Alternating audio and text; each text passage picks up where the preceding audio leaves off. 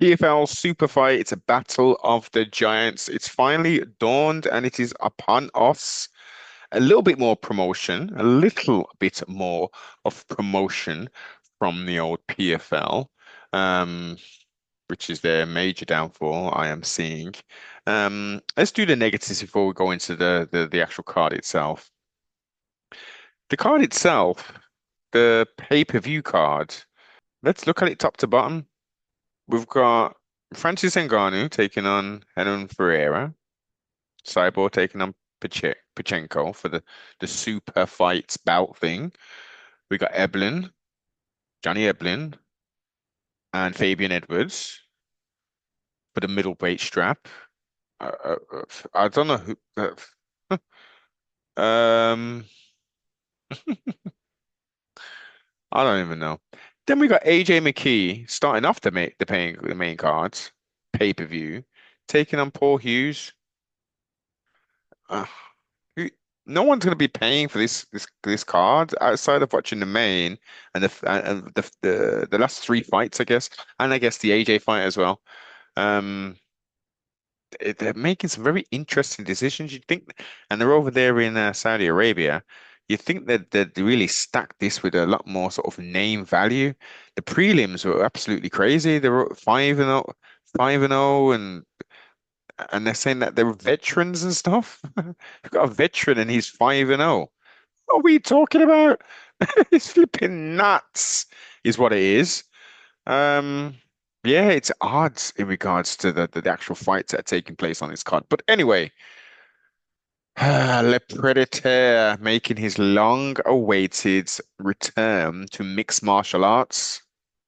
Now, as everyone knows, he's going to be the favorite coming in, name value wise, etc. He's been up there with the best, lineal UFC champion, all of that good stuff. Renan Ferreira is a problem, hence the name Problemo. Very athletic, strong as hell. That fight with Fabricio Verdum, which was it a no contest in the end? His weakness is on the ground. It's clear. It's clear. Both of them like to bang. Francis, if you don't get him out real quick, and this progresses and prolongs in regards to a 5-round fight, he's gonna have to utilize some wrestling. He's gonna have to. It's as simple as that. And that's gonna be he's either gonna win by knockout pretty quick. Renan Ferreira's either gonna win within the first what 3 rounds or so, by knockout or TKO. Or if this goes past 2.5, 3 rounds, yeah, I mean they've still got knockout power in the third round. This is going to get dragged out, man, and Francis is going to have to employ wrestling. Let's see how it all manifests and maintains in the physical form over there. Chris Cyborg taking on Larissa Pacheco, two division world champion within PFL, very much like the old Cyborg from Brazil as well, and younger. Has got a lot of experience. I didn't even know or remember she was in the UFC at one point in her early part of her career, but she's matured and developed. Cyborg is a marauder, as they say. But age is getting up there with her. She's not fighting as frequently, but that may be again down to age, etc. I'm gonna go with Larissa Pacheco on this. She may be the underdog coming into this, but she's been fighting more frequently, or a lot more frequently. Level of competition, I would say, is less. But age, man, father time. But you never know what happens. Chris Sarborg is looking good. She's been relying a lot more on the wrestling, the grappling of sorts of late. But let's see how that goes down. Rematch time. Johnny Eblin taking on who? Brumtown's own Fabian, the assassin, Edwards.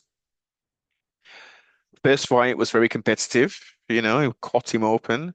Could have been a champ based upon a doctor stoppage. The doctor let it go on.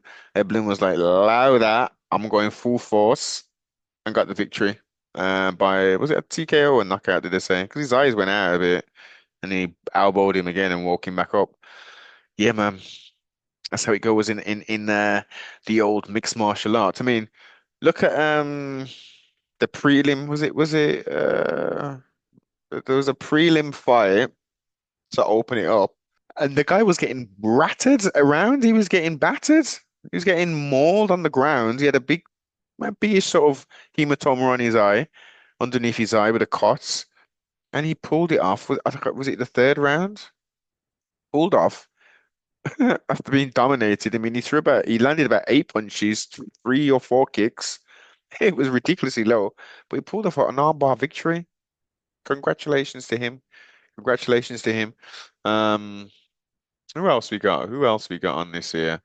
But actually, no, no, no, no, no. So Evelyn and Fabian, how is that going to go down? How indeed will that go down?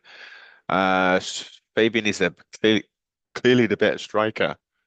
So Fabian does have the advantage on the feet. The gas tank is there for Mr. Evelyn. He's evolving and getting a lot more well-rounded as well. Struggled, I would say, in his last bout, that super bite fighting against Adja Kawani, if I'm pronouncing that correctly. It's gonna be a fun one. It's gonna be a fun one. Trustfully, Fabian can bring it home and give Evelyn his first defeat. That indeed will be fun. I don't know about this the featherweight bout. AJ McKee taking on Paul Hughes. That's going to be fun. There's a lot of hype around this Paul Hughes character. I haven't watched any of his fights. I haven't seen go and watch Cage Warriors, but he's supposed to be a very highly talented prospect. Hence, he's getting this opportunity. Will AJ McKee walk through him? Indeed. Will this indeed take place? It's going to be fun. Ruffian starts is taking on Marcos or Marcus Bueno.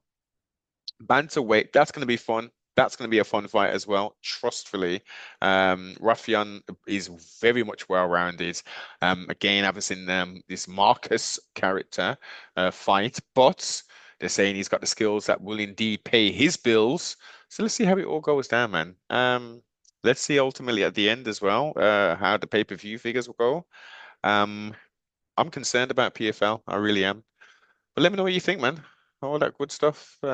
Especially it should be a fun one.